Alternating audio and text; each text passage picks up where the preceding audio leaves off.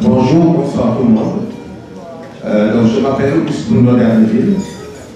Je suis membre élu de la Chambre de commerce. Et quand on dit Chambre de commerce, c'est une structure qui sert d'interface entre l'entreprise et l'État. Donc, la première chose qu'une entreprise devrait faire, c'est d'abord de se formaliser. Donc, pour la formalisation, on vous invite à venir chez nous, voilà, pour que vous soyez connus par l'État. C'est la première chose à faire. Mais il n'y a pas de garantie que si vous avez tous les papiers nécessaires, vous allez vous en sortir. Alors moi, je suis tiraillé entre le fait que j'ai été chef d'entreprise pendant 40 ans quand même, j'ai été chef d'entreprise. Avant d'être au niveau de la Chambre de commerce, comme membre élu, donc je ne travaille pas là-bas, je suis membre élu, je suis membre toujours de la Chambre de commerce. Et pendant 40 ans, j'ai fait de l'entreprise. J'étais ce qu'on appelle maîtrisard. Si vous connaissez ce terme-là, les maîtrisards, c'est qui étaient sortis dans les années 80 de l'université et à qui on avait donné des boulangeries,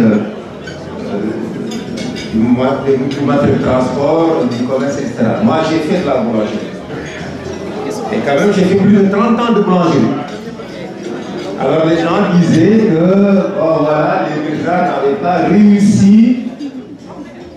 Moi, tout ce que j'ai présentement, si je suis membre de la Chambre de commerce, j'étais d'abord maîtrisard boulanger.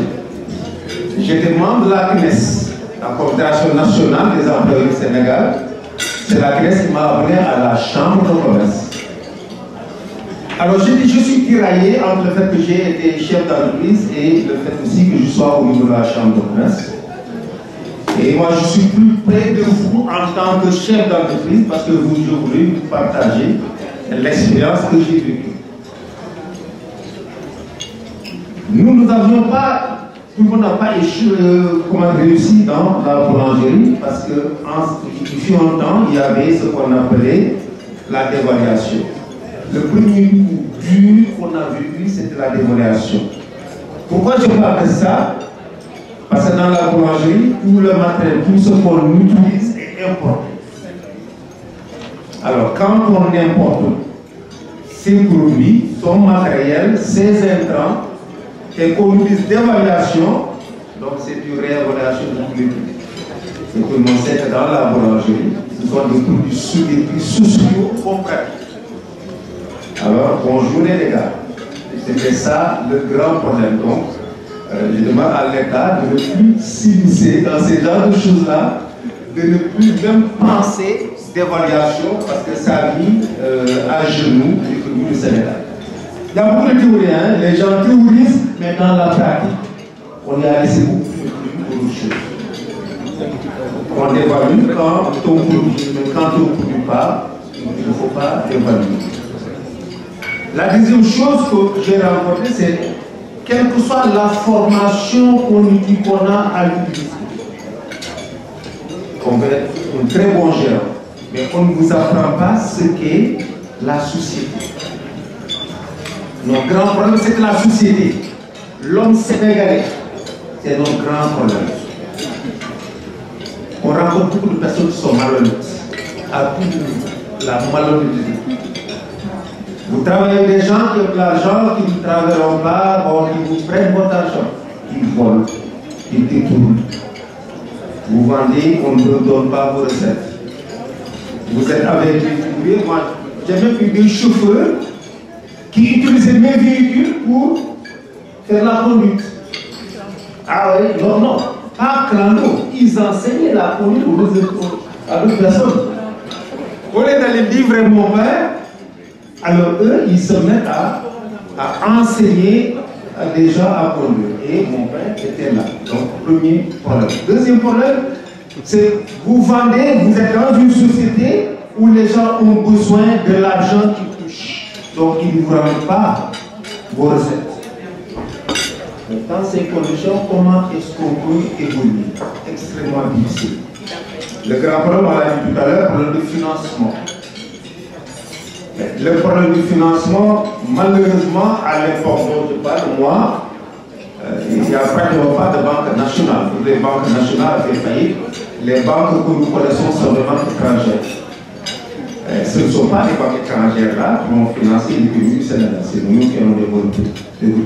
Ils te diront toujours, bon, vous n'avez pas les garanties nécessaires, etc.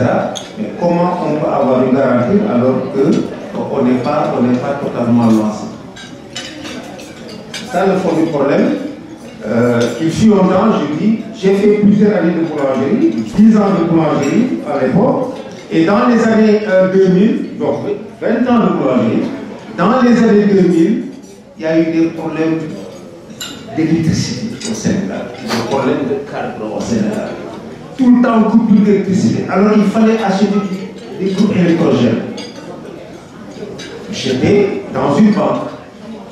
Alors je cherchais le financement. Je ne sais pas l'intégralité du financement. Les groupes électrogènes à ce moment-là coûtent dans les 5 millions. Je cherchais 2 500 000. Mais pour avoir déjà ça, c'est un problème. Alors que moi, pendant 20 ans, j'étais dans une banque, on me connaissait. J'ai jamais eu de problème. J'avais 4 boulangeries, les 4 boulangeries, chaque fois que j'avais une boulangerie, c'était sur financement propre. C'est moi-même qui finançais.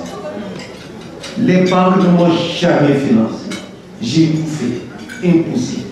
Pourquoi? Parce que ces banques sont des banques étrangères.